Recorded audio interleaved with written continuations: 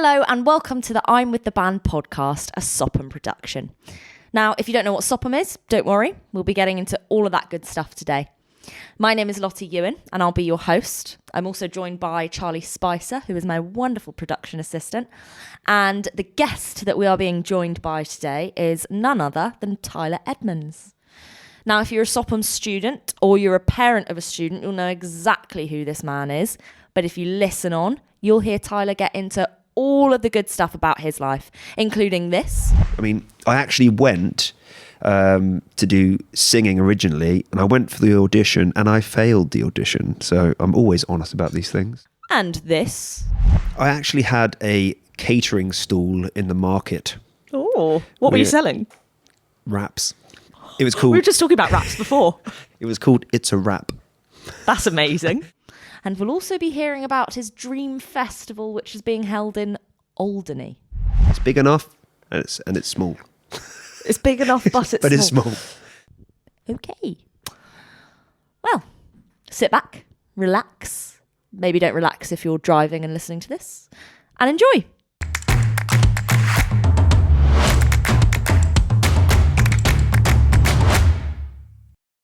I am Tyler Edmonds. I am the director of the School of Popular Music in Guernsey and Jersey. Now, Tyler, what is the School of Popular Music? It is a music school based around community and opportunity, I'd say. Yes. Very nice.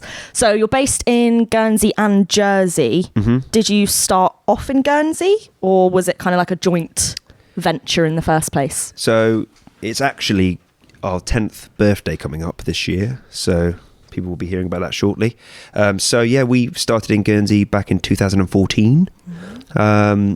So we've been, in Guernsey 10 years and in Jersey 2 years. So that's more of a recent venture. Awesome. So how did Sophom first come about? So essentially, I'll start from the beginning. So I went to university for all of 3 days. That's what happened. Okay. Failed miserably. I didn't fail. I went to do songwriting at BIM. And it was not the right decision, really. So I got there, had a bit of fun, went out a few times, met a few people, and then decided that I'd probably be better off doing something different. Okay. So I came back to Guernsey, felt like a bit of a failure because I had like a big leaving do, like 3 days prior to that. And then I started work. I was already working at the Cock and Bull, started working there again, a bit of bar work, and then tried to get my life on track. So I started teaching guitar from my mum and dad's house. Did that for about a year, and then that built up gradually. And then I just knew that there was a gap for something a bit special here. Yeah. And that's where the School of Pop Music came from, really. Awesome. I want to take it back a little bit. You said 3 days at uni. What was it about university that just didn't kind of gel with you? Because it's not for everyone. And I think a lot of young people think that they have to go to uni and, like you said, see themselves as a failure if it's not for them. So what was it for you that just wasn't right? I think I was kind of forcing myself to do it because I felt like I had to. I mean, I was already late anyway, so I'd finished school. I didn't do very well at school. I went on to study media at the College of Further Education because there was no vocational music pathway, which is why now I'm so glad that we actually offer that at Sophom. So I had to do media, which wasn't really for me either, but I got through it. Then I had a couple of years off. And so I was already 21 when I went to go to uni. And I was like past it, really. Yeah, there's kind of that age difference. It's crazy, but you feel old. Yeah. So I felt a bit out of place from the start. And even it just felt wrong the whole time. There's something about the whole process that didn't feel very good. I mean, I actually went to do singing originally, and I went for the audition and I failed the audition. So I'm always honest about these things. But they made me sing Let Me Entertain You by Robbie Williams, and at that time of my life I just couldn't. I mean, I'm a terrible actor, actually, so when it comes to... Also a rogue choice of song, isn't it? Yeah, and it's just so cringeworthy, and so the reason I didn't get in was because they said I didn't give it my all, and and they're probably right. And then, so I left, and then they phoned me and said, "You're a songwriter, do you want to come and try songwriting?" So I went back and I just played them a song, and they were like, well, that's cool. Like, you're in. So I was chuffed at the time. Yeah. But it was just like, am I going to spend 3 years of my life, to get a degree in songwriting, or could I just keep doing it and come back here and build something? And that's what I thought. I just think, don't get me wrong, I think it's brilliant, and obviously it's great. A lot of our staff have been to university, and it's hugely important, but not essential, and it's not for everyone. So I think, just to validate that, it's totally fine if people don't want to go down that route. And sometimes you learn more on the job. I mean, you do. I find that's the case anyway for me. So we've spoken about university. I want to talk about Sopham again. So what lessons, what kind of instruments do you offer at Sopham? Everything you can imagine, to be honest. I mean, our tagline is music for everyone, and that's key. When we started, I was a bit overambitious with that. We were like trying to get banjo teachers, mandolin, harmonica. It was going even more wacky than that. But then, unfortunately, there's not usually that many people interested in those. I think we've probably had one person ever apply for banjo lessons. But I love the banjo, don't get me wrong. Yeah, sounds great. So then we had to rein it in a bit. Yeah. So it's a contemporary music school. But yeah, we offer everything that we can that's feasible. How does it feel to be at the helm of a successful music business? It feels great. It's hard at times. There's a lot of pressure involved with that. It's built up over time. I don't think I could have walked into a job like this. I don't think anyone could walk into a job like this. I never thought it would become anywhere like this. It's Guernsey, and now Jersey, but it's Guernsey, and we've got over 700 students. It's amazing. Absolutely wacky, really. So cool. Yeah. So cool. So let's talk about you. Okay. What was young Tyler like? How young? Let's go to so just before the beginning of kind of your interest in music.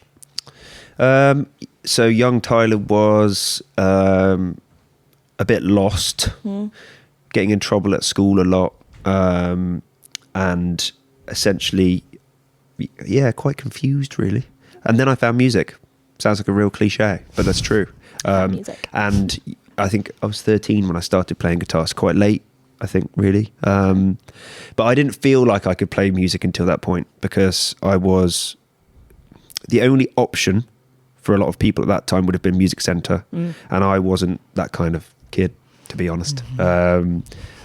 So I didn't take the test at the time. There was a musical aptitude test. I didn't take that. I don't know if I would have done that, it could be a whole different story. I remember. I didn't do that. Did you take that? Did you pass that test? I passed that test, and I was given the violin. Hey, that's pretty good. I played it for about 2 years, and then I did the Eisteddfod, and I said to my mum, never again, because it sounded like a wailing cat. A wailing cat. Yeah. Okay. But anyway. But that's great, So that never happened for me. And then, I love music, always loved music. And I was hugely into Oasis. So it was that was the cool thing to do. Got a guitar, learned some of their songs. And that was it for me. After that, I was just hooked. So Oasis was the thing that spurred on that kind of musical ambition for you then?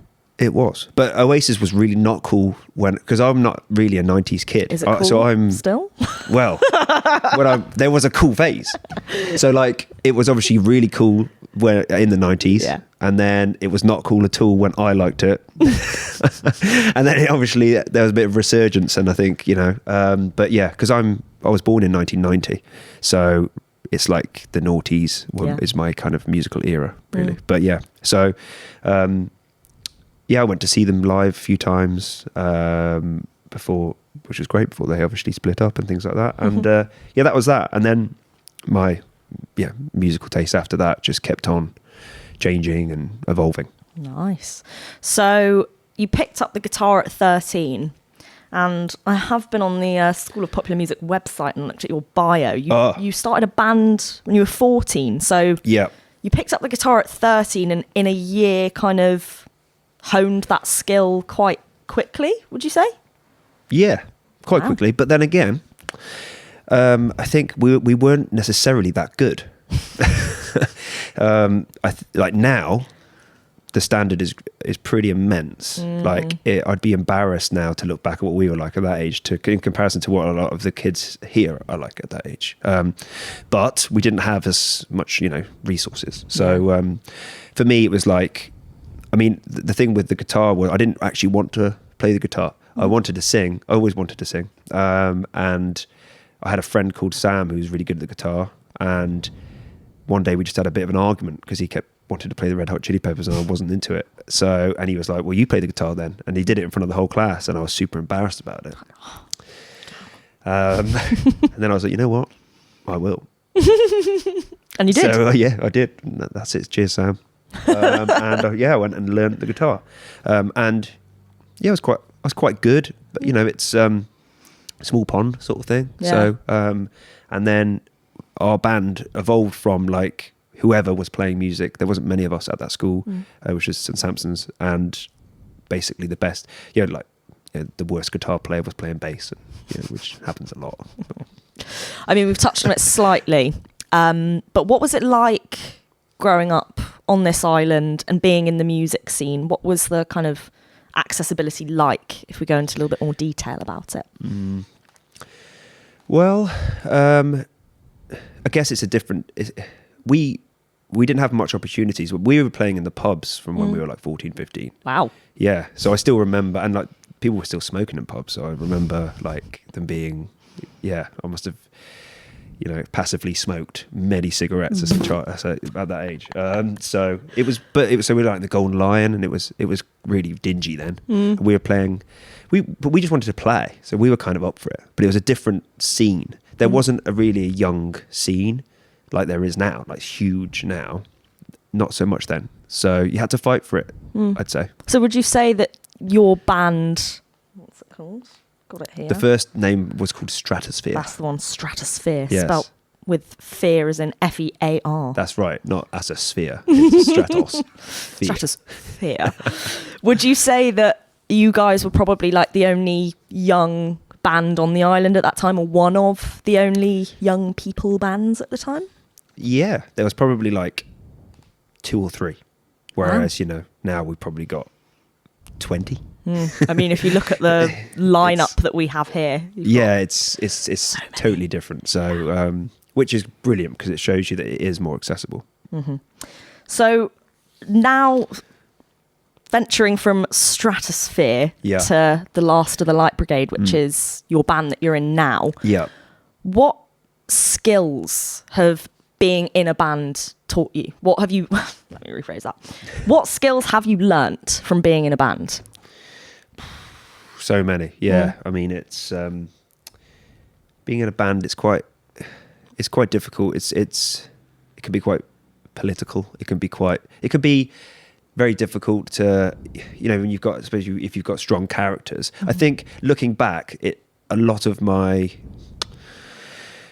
I'd say like the way that I am now comes from starting a band at that age and leading a band at that age. So that the leadership skills that I still have now all came back from then, because I was super ambitious then, and I wasn't necessarily the best, but I was the most driven. And I was also, I think sometimes you do have to have a leader, and a band is a good, you do have to have, not a dictator, but not far off. Someone's got to drive. There's a line. Someone's got to, treat people with respect. Yeah. But someone's got to, and that was me. So I was, the other guys may not have been involved at all musically if I hadn't sort of really driven it, because it's just what I wanted to do. But yeah, and I mean, and we had to find our own gigs, so we did a lot of that. We went from Stratosphere. We had a different name between that and Last of the Light Brigade, which was No Ambition. Oh. We did a bit of a punk thing for a while as well, and then that was when we were writing our own songs. And then Last of the Light Brigade was an originals band at the beginning, and it's sort of transformed. Cool. So we recorded 3 different albums, different studios in the UK and things like that. So it was it's an amazing journey that I've been on, which obviously if I hadn't done that, I wouldn't be here today. So so lots of skills. Let's talk about the industry a little bit. So you just said that 3 albums, did you say? 3 albums, yeah. Wow. And that was with Last of the Light Brigade. That's amazing. So what's it like going from, like you said, a big fish in a little pond to over in the UK in a recording studio with people who are producers and songwriters that do this every day? What was that feeling like, going over there and being in that studio and like, oh, wow, this is different? Yeah, it was amazing. I mean, we were really underprepared the first 2 times we did it. If I go back and listen, I still think there's good things on the albums on the first 2, but we were not rehearsed enough. Mm-hmm. We were a little bit arrogant about things, if I'm honest. And like, especially like, the first album, we decided to record it live. We thought it'd be cool to record it like in an analog studio. So that's what we did. But that was a mistake. But it's a bold choice. But we did it anyway. And, you know, I can look back at it now and enjoy it because it's a long time ago. But I was quite disappointed with the product. Well, it's all valuable lessons, isn't it? I mean, I feel like some of the skills that you learn within a creative industry, you don't really get taught elsewhere. There's so many valuable things that you learn being part of a team, and especially because you're kind of like freelance, aren't you, as an artist? You've got to organise yourself. You've got to... It's very different. It's a bit of everything, isn't it? You know, you have to... because realistically, for most bands, like, they haven't got any money. So when it comes to artwork, video, like whatever you're doing, you kind of have to be self-sufficient if you're going to be successful. And yeah, so we learned a lot. I mean... And we had a couple of labels that we're signed to. You learn all about that, what that really means, which is very little. And so we went through all of those processes, and it was really interesting. And I think the very last album we recorded was here, so with Mikey in the studio, and I'm very happy with that. So it's funny how actually, we ended up, the best product ended up coming right here from home. So that's nice, because even though the studios were great we went to, we needed to go then, whereas bands don't need to go now, because you can get something just as good here, which is awesome. Absolutely. So you've been on tour with the last The Light Brigade. What was tour life like for you? Not good. Oh, okay. I mean, we went on a couple of tours, and again, I learned quite quickly, like, the realities of that, and that I wasn't going to do that again. So after the second time we did it, it was like, I mean, it's just, it hits hard sometimes, but I think now as a, you know, fully grown adult, you sort of think like, well, of course that was how it was going to be. But when you're that age, you are naive, and you do think of like, it's going to be great, and there's going to be people, and you know, we're just a little band from Guernsey with another little band from Guernsey, and sometimes some local bands that were playing with us that would bring a few people. Kind of got the rose tinted shades on a little bit. Absolutely, yeah. So the first tour we went on, we were playing to like 3 people every night. Wow. Okay. But rock and roll. I learned a lot from that, and you've got to put in the same effort as you would for 300, you know, because you get fans, and it starts that way, and you have to put in the effort. So it's fine. Like that is the reality of it. I think going on tour sounds awesome, but you know, it's and most of the venues you're playing at are not as good as the venues here. You know, so other than the people turning up to the gigs, what were the realities of touring? What was your day-to-day like? It's just like not having enough money. I mean, I think we went on that first tour, so there was only 3 of us in the band at that time, and we had 800 quid. Wow. I mean, the worst mistake that was made was the other 2 boys spending 20 odd quid of it on pick and mix. Was that Wilco's by any chance? Mate, I don't know, but I was just like, you guys are idiots.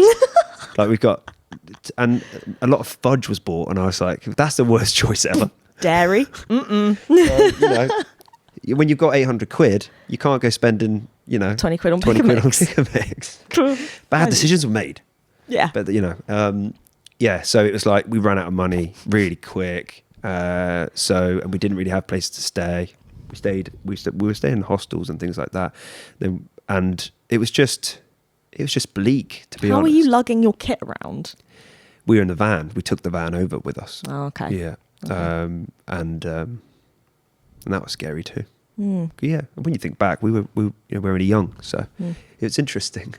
Looking back on it, would you change anything about your experience, or did you need to do that? I think it's great, actually. I think all of these experiences have ended up sort of creating what is here today. Yeah, right place, right time. Yeah. Not to get all spiritual on you like that, but yeah, right place, right time. You need to. But yeah, I'm that. making everything sound really bad, but it's just being honest. But this is the product. This is it's quite cool, and it's exactly. And this is what this is great. This is what I think. All of these things made me realise what can be done locally as well. So let's move on to talking about the relationship between your love for music and business. Yeah. So had you ever run a business before, or was this kind of your first venture into the world of being an entrepreneur? Well, I actually had a catering stall in the market. Oh, what were you selling? Wraps. It was called. We were just talking about wraps before. It was called It's a Wrap. That's amazing. And it was a bit of a wacky idea, to be honest, because I'd never done that before. So, but I don't know why, I was just like, I'm going to do this. So we had like the Italian wrap, the Indian wrap, the Mexican wrap, and it was, so it was Sounds just quite nice. Yeah, it was cool. So I did that for a while, and I was quite keen on going down that route, and then I realised how hard that was. The catering world is a difficult business. Yeah. So did that for a year. Didn't make any money. So that was actually my first sort of foray into that world. But I was looking for something, and that's where that came from. And I think I'm really lucky that this has happened, because I think people are always looking for something, the next great idea. But a lot of the time it doesn't come, and it has to be a really good idea, and then you need to be passionate about it. And if the passion's not there, it's never going to work. You really found a gap in the market, didn't you? Like you were saying before about the accessibility of being able to learn these kind of musicianship skills on the island. It kind of wasn't there before, so this was needed, arguably.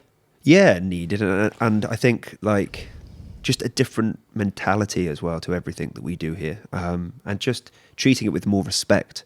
Like guitar lessons, or any lessons, that's great, and that's the bread and butter, But there's so much more to this than just that. Like just turning up half an hour every week and learning the instrument.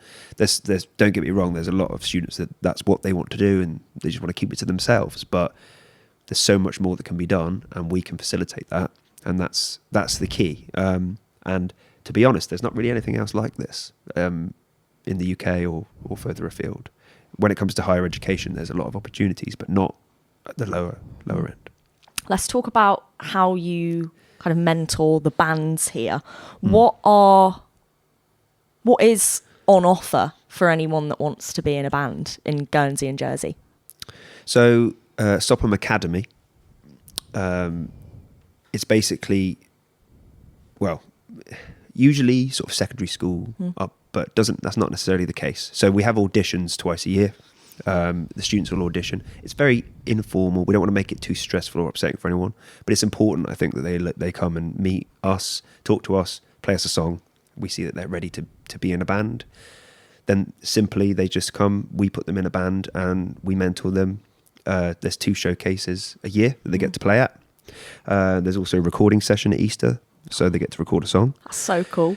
Yeah, and all of these things are just great opportunities for them all. And again, like if I would have had that, or we would have had that, you can learn so much. So by the time you do get to that age where you're ready to go to uni, or get ready to do something else, you're much more prepared. I would have loved something like that as a kid. I think I really liked the idea of being in a band, but the kind of person I am, I just wouldn't have known where to start. So that sounds like the perfect thing for someone that, like me, loves the idea but is kind of unsure of how it's formed, the kind of things you need to know to be in a band, I guess. So is that all kind of taught? Yeah. Here? I mean, I think as well, it's like, we've obviously got all the equipment necessary, the experience that is needed. So we know how to form bands. We know, so the process can be quite quick. I feel like organically it happens, can happen, still does happen. I think that's really important as well. The bands are formed, and the kids do that themselves. That's really important. But so many won't do that, or won't have the opportunity to do that, and that's what this is all about. So, I think the last showcase we had, I mean, it's getting a bit silly, really. I think we had 19 bands. The names of the bands are amazing. Do the kids come up with that all on their own? The names of the bands? Yeah. Yeah. I mean, I think they're funny. There's been a few of those bands have been together many, many years. And then others are a bit newer. There was the accidental, name that was the same as another band. Yeah, that was something Electric Hedge Veg? Electric Hedge Veg. So then there was an Electric Hedge Veg so 2. Creative. I mean, it's an incredible coincidence that name came up twice, isn't it? What, and none of them conferred well, each other? I'm not sure. It's a bit... No one is really sure how that happened. Interesting. We might have to do a bit of a deep dive on that one. This is going to sound like a really cliche question, but how has music helped develop you as a person? How has it aided your kind of growing up journey? I mean, hugely. I would not know what to do without music in many forms. I mean, 'cause there's listening to music, which I still do at any given opportunity. Whatever I'm doing, I still like to listen to music, and playing music. I do less of that actually, because I don't have as much time. But and writing, I haven't done for years, unfortunately. I just haven't got the capacity. But I just think, any difficult moments in my life, or actually a lot of the best moments in my life, music is part of it. And I've been, playing, or it's just, I wouldn't know what to do without it. And it's easy to forget that when it's there, but it's an incredible therapy, really. Yeah. Music's one of those things that you can almost create a soundtrack to your life, I guess. Like if you think of a memory, I know I'm this kind of person. I can think of the music I was listening to at the time, or if I don't know, go through my music playlist and I find some of my really old stuff, I can remember exactly what I was going through at that time or where I was. It's pretty amazing. It is. Now, I want to play a little game with you. A game? A little game.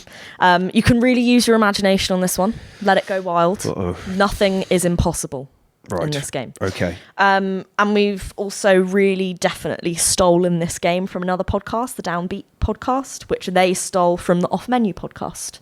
So it's fair game to steal this? Yeah. All right. Because it's already been stolen. Okay. So you're not really stealing? No, exactly. I'm just borrowing an idea. So we're going to create our dream festival. Okay. It can, like I said, it can be as crazy as you want. Right. Nothing is off the table. Okay. So first things first, where's your festival going to take place? When you say where, how specific are we going to be about this? As specific as you'd like. So are we talking like in Guernsey or Jersey or UK, or are we talking like in a very specific address? It can be literally anywhere. I think Charlie was saying before, one of the suggestions on either the Downbeat podcast or the Off Menu one was on the moon. On the moon. So it can really be anything. Maybe we could do like a super like wintry festival, like really cold. Okay. Really cold, like in an ice bar. Lapland. Okay. Lapland. It's going to be a Christmas festival. A Christmas festival. Any reason for this? I mean, to be fair, that actually sounds bad. That's definitely not what I want. Your artists will be singing like this. But the issue is, I'm not really a festival person. Interesting. Why? Like, it's just I like the idea of going to see a band. Yeah. You know what I mean? I'm going to see like in their own environment and things you also like that. I like going to see really have to like drop your standards at a festival in terms of hygiene. Yeah, and I think like living. those days are gone maybe a bit for me. So it's a bit. I don't think I've been to a festival for years. Years. Okay, but back to the question then. Ideal place for a festival. Alderney. I like that. Alderney. It's big enough, and it's small. It's big enough, but it's it's small. You could have a really good festival in Alderney, to be fair, like maybe at Fort Clonk. You ever been to Fort Clonk? Is that a real place? Sounds like something from a kids' TV program. It sounds like Enid Blyton made it up. It's a fort that's like separated from the land by the tide. So it's cut off when the sea comes in. Bit like Leo.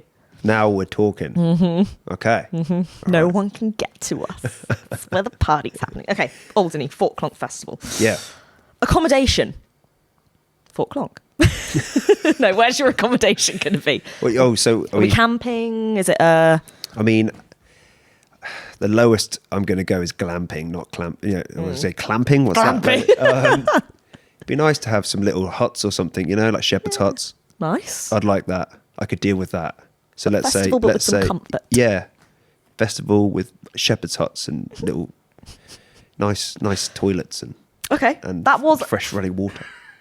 Charlie made me take that question off because I was going to say, what are we going to do about the bathroom situation? Right, he was okay. like, maybe don't ask that question. Okay, well, I've answered it anyway. Thank you. Who is catering at the festival? Not me. Oh, I was hoping you'd say that's a wrap. Oh, well, I mean, the thing is, you've got to have everything on offer at a festival. Mm-hmm. Like just a bit of everything, Okay. What do I like? Well, I don't want to be selfish. Maybe you do like a set price and it's a kind of buffet style, that maybe like an all-inclusive festival. That would be so good. You know what I would do actually? A lot of people will moan about it, but it's going to be vegetarian only, because there's been a few festivals that have done this. There's one that does it locally, and a lot of the time the food's not good, and it really frustrates me because they go veggie only, and then the food's not good. So everyone who is eating this veggie food is like, want meat, and I get it. Yeah. But if the veggie food's actually really good, then it's like, hold on, like we can convert some people here, and I'm a vegetarian. Mm-hmm. I'm not fussed. I'm not militant about it, but it's an opportunity to give some people some great veggie food. Okay, I like that. Festival with a bit of a health message in it. Yeah. Health and environment message. Yeah. Okay. Yeah. Who is headlining your festival, and how many headliners are you going to have? So we haven't decided how many days this is going to be, because it needs to be more than one. So like a 2 day. 2 day? 2 day. 3 day goes on a bit. Yeah. 2 day. 2 headliners. Okay. Now this is tough. Who's headlining? Oasis. Oh, because obviously they'll reunite just for this gig, because it's whatever I want. Well, Charlie was explaining this to me before, because I was answering this. They can be dead or alive. They can come back as a hologram, a ghost. Okay, the Beatles. Good answer. That was really quick. What? The Beatles. It's easy now. Yeah. Okay. Yeah. The Beatles. Night 2. Well, you know what? We'll go classic but alive. Rolling Stones. Oh, there you go. Nice. Yeah. In Alderney. Imagine. The Beatles, the Rolling Stones in Alderney, eating vegetarian food with Sopham hats on. Can you imagine? I can't, funnily enough. It's going to happen. What about the rest of the lineup? So how many? Charlie's put 3 here, but I mean, you can go more if you want to. 3+ if you want. Sounds like I've sort of inadvertently created a 60s festival here. So maybe you go down that route, and go with some other bands, like I'm just trying to think of maybe the Monkees, the Animals. Let's keep it like peace and love, 60s. Peace and love. So this is like a groovy, eco hippie. Yeah, this is actually, it just works. Yeah, it really does. Yeah. This is cool. I like this. Finally, who are you going to join on stage for a song? The Beatles. The Beatles. It's got to be what song? Am I thinking, so what's my favourite Beatles song? Yeah. Anything from there. I really like the Rubber Soul album. That's my favourite album of theirs. Can't say I'm massively familiar. I'm going to be so honest with you. But maybe a classic. I mean, Oh, it's hard to say. Yeah, it's really hard to say because the Beatles didn't gig. So, like, obviously, you only ever hear of them gigging, like, their live stuff, the early stuff. Mm-hmm. So stuff that's later just doesn't feel like... But then I can choose what they play. It's your festival. You are the dictator, not the leader, the dictator of this festival, Falkland Festival. So I can choose whatever I like. So. Absolutely. Maybe I'll go with Happiness is a Warm Gun, which is actually from the Revolver album. Oh, okay. Nice. I love that song. Well, thank you very much for joining us on these highly uncomfortable sofas today. I'll let you carry on with your day, but thank you so much for letting me interview you. It's been fun. That's a wrap. That's a wrap. It's a wrap. It's a wrap. My apologies. It's a wrap. Thanks for listening in to today's episode. If you enjoyed this, please share on all social media platforms. It will really help us out. And like, subscribe. Is that what you do? I think it is. Like and subscribe. Follow. I don't know what it's called nowadays. I can't keep up, okay? But follow us on wherever you get your podcast, wherever you're listening to this. Might be Spotify, might be Apple Music, might be Pandora, might be... I'm just listing them off now. And let's wrap this up. Wrap it up. Yeah, thanks for watching. This has been great. And hopefully we'll see you next time. Ta-ra.